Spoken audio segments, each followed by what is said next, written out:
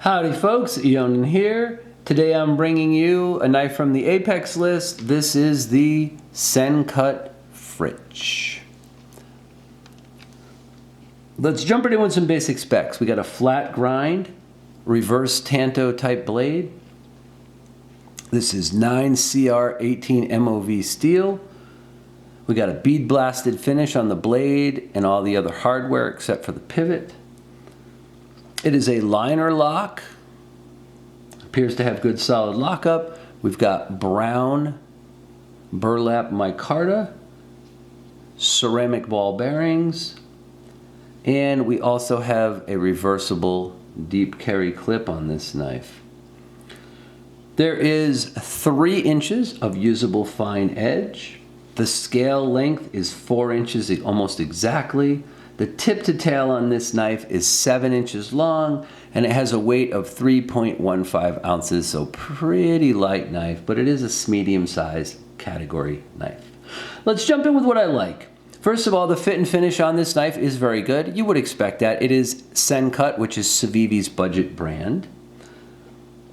It has a nice snappy detent that fires right out there. Pretty good action on this thing. It does fall closed for the most part with a little touch of your hand. The ergos are really good for a medium-sized knife. Here's me with my large glove-sized hands in hammer grip, and I can get 4 fingers on with just a smidgen back there. So again, good size and good ergos. The knife feels really solid in your hand. There's no hot spots or any of that. I love the overall look of the knife as well. The burlap micarta, again, really nice. Some scalloping here, which is kind of cool. The knife does EDC very, very well. Goes in and out of your pocket well. The clip is pretty functional. There's only that little tiny bit of the knife sticking up out of your pocket. Really hard to see and tell what this is. It's not a huge knife anyway. So that's really good. I dig that. The blasted satin throughout the knife this finish should hold up pretty well.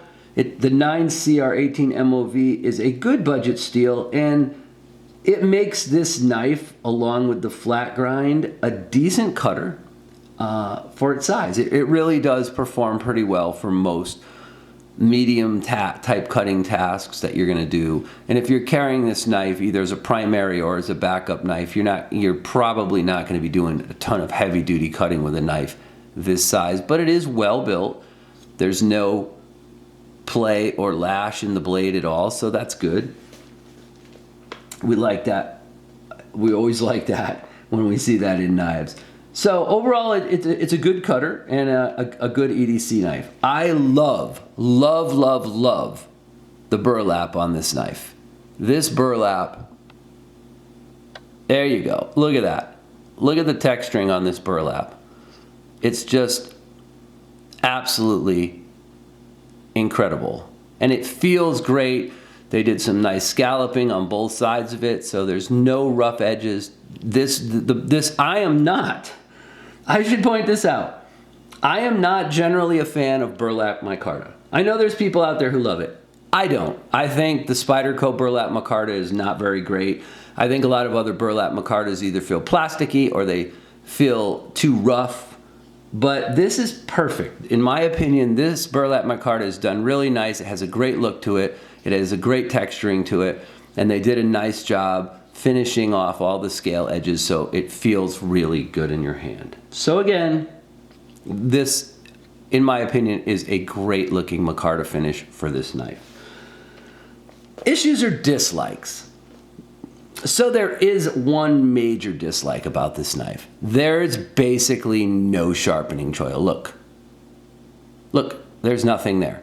The second or third time or fourth time or whatever that you go to put a new edge on this knife, you're gonna be in smiley territory, right? You're gonna move up this blade a little bit and there's hardly any sharpening choil there at all. So I'm gonna, take this knife down a notch in my enthusiasm report simply because I feel like that's a design mistake right there. There's just nothing. You can see it. There's There's nothing there. So I don't like that at all.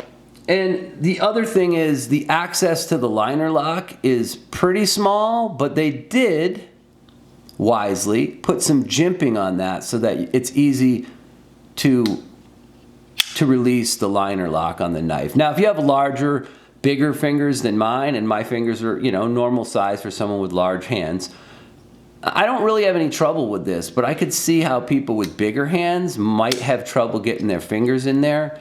But again, they did jimp it so you can feel it. It's not hard to push over. But again, I feel like that's an issue. And then, you know, one other small little thing. It would have been nice to have a little bit of jimping on the blade spine here, just a few. Doesn't really make the knife non-functional or anything like that, but it would be nice to have a place here to put your thumb when you're pulling through some cardboard and things like that I did. But overall, only a couple small complaints about the knife. The sharpening choil is probably my biggest one.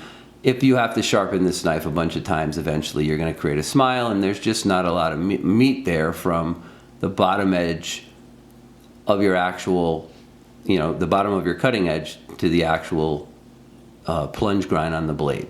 So make note of that. All right, so let's do a couple of size comparisons real quick. Let's knock that out. I'll show you first a Benchmade bug out, give you an idea of the size of this knife. I will show it both above and below because sometimes it looks different on camera depending on where it is. It's only slightly larger. This is a better view.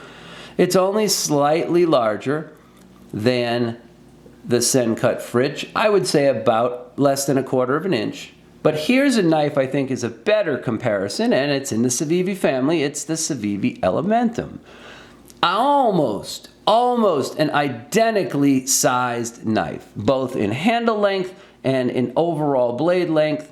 Again, if you look at this, it has a better sharpening choil on it, instead of this shallow little sharpening choil that they gave you on this knife here. But that is a small thing, and here's why it's a small thing with the SENCUT. At $46, that's what this knife sells for. This Civivi budget branded SENCUT, this is a good bargain for folks who likes mediums and want to carry a knife like this on a regular basis. It won't break the bank. It's got good build quality, good ergos, nice micarta, a functional, fairly reasonably stiff pocket clip on it. I mean, everything you'd really want is here. There is even a place in the back, a small place in the back here in between these two standoffs for you to wrap a lanyard around it. It does have a reversible pocket clip, and because it has thumb studs, it could be used ambidextrously by people who are left or right-handed. Again, the knife has good action as it's riding on dual ceramic ball bearings. It opens good from either the flipper tab or the thumb stud position. Great. So it does come in 3 colorways. You can get it in a green, you can get it in jade that's dyeable, G10, you can get it in green micarta, and you can get it in this beautiful burlap. And that is the version of this knife that I will be adding personally to my own knife collection at some point in the near future. I love the micarta on this. It's a good size for me, for the type of job I have. I could carry this knife every day. No one would balk at that. And it would do a fine job for most of the cutting tasks. In fact, all of the cutting tasks that I do at my work.